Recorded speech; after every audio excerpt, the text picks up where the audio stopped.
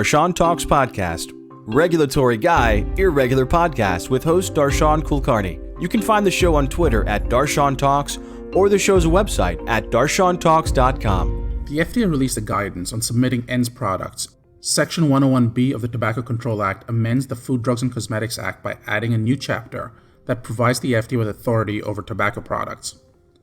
On May 10, 2016, the FDA issued a final rule deeming tobacco products to be subject to the Federal Food, Drugs, and Cosmetics Act, which is referred to as the Final Deeming Rule. The Final Deeming Rule extended FDA's tobacco product authority to all products other than accessories of deemed tobacco products that meet the statutory definition of tobacco product.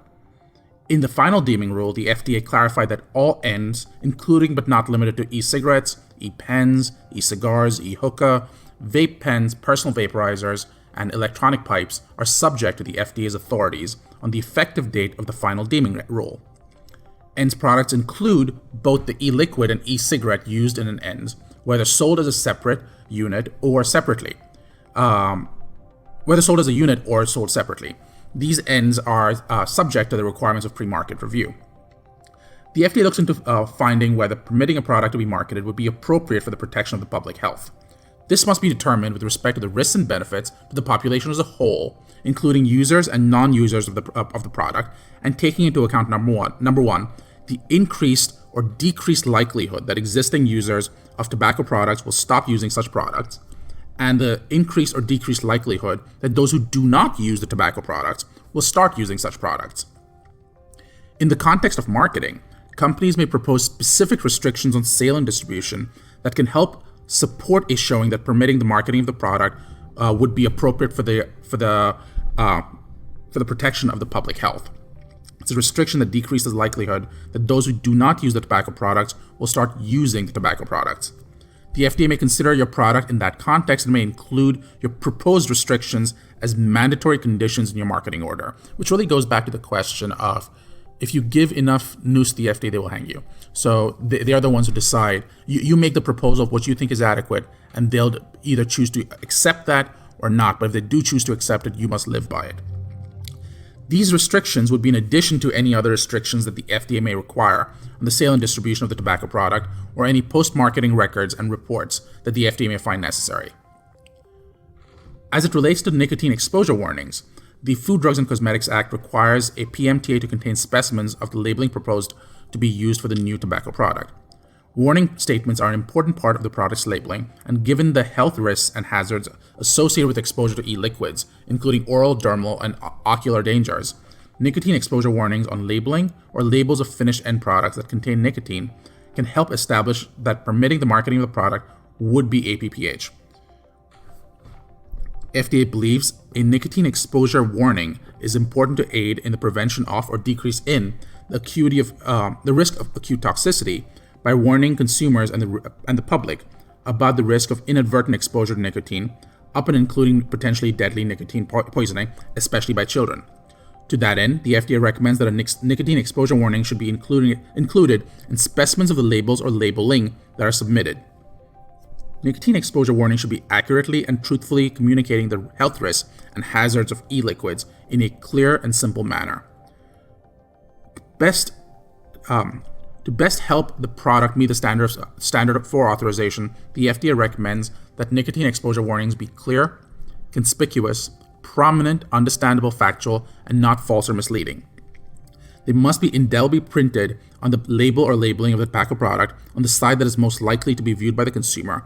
So if the packaging is too small to accommodate a legible warning, the FDA recommends that these warnings be permanently affixed on the product's carton or other outer container, wrapper, or tag otherwise permanently affixed to the tobacco product page.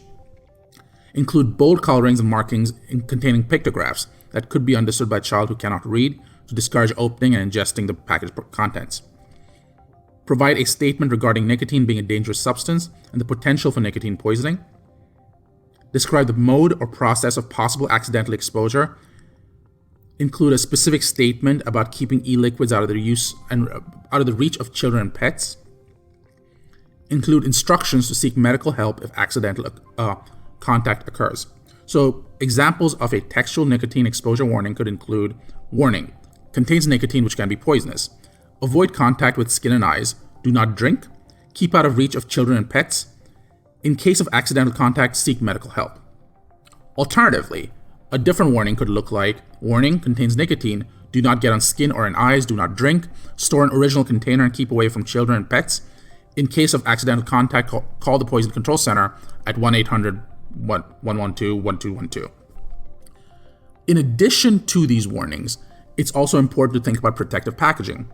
The Child Nicotine Poisoning Prevention Act of 2015 requires that any nicotine provided in a liquid nicotine container sold, offered for sale, manufactured for sale, distributed into commerce, or imported into the United States needs to be packaged in accordance with the standards provided in 16 CFR 1700.15, as determined through testing in accordance with the method described in 16 CFR 1700.20, and any subsequent changes to such sections which are adopted.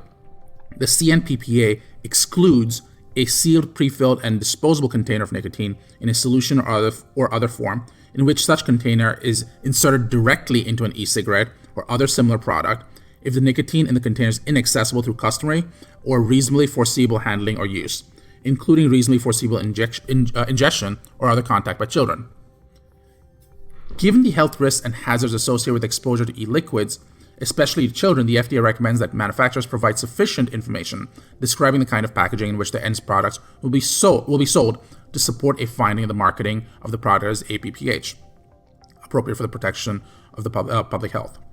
While various types of packaging may help support such a finding, examples of packaging that may mitigate risks include child packaging and exposure-limiting packaging, so flow restrictors.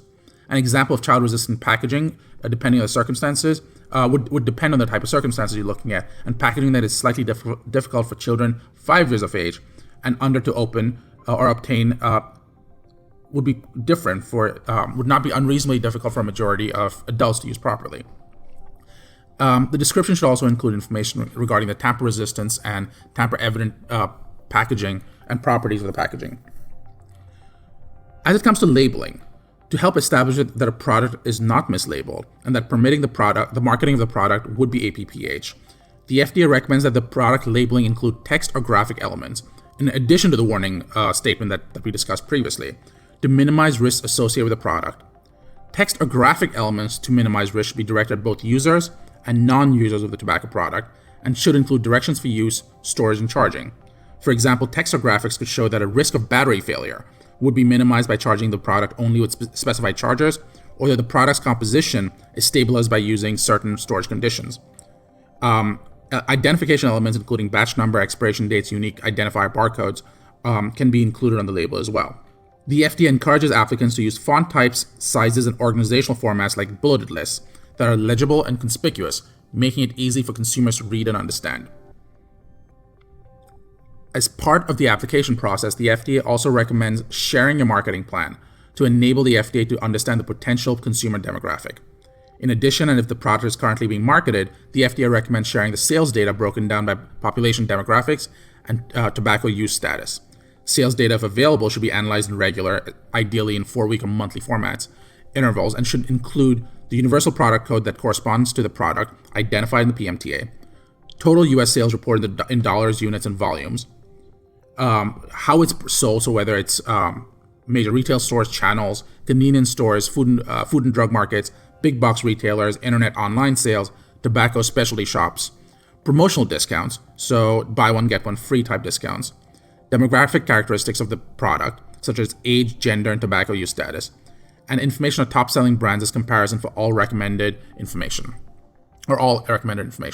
In addition to all of this, it's also important to recognize that the FDA is looking at general marketing practices as well. So manufacturers, retailers, and distributors are prohibited from sponsoring or causing to be sponsored any athletic, musical, artistic, or other social or cultural event, or any entry or team in any event in the brand name, logo, symbol, motto, selling message, recognizable color or pattern of colors, or other indicia of product identification similar or identical to those used by any brand of cigarette or tobacco or smokeless tobacco.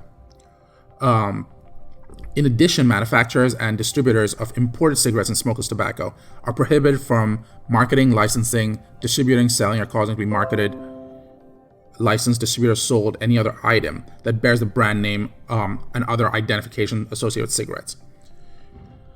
Then there's the free sample restriction. So the prohibition for free samples applies to all tobacco products, and remember, ENDS products would be deemed.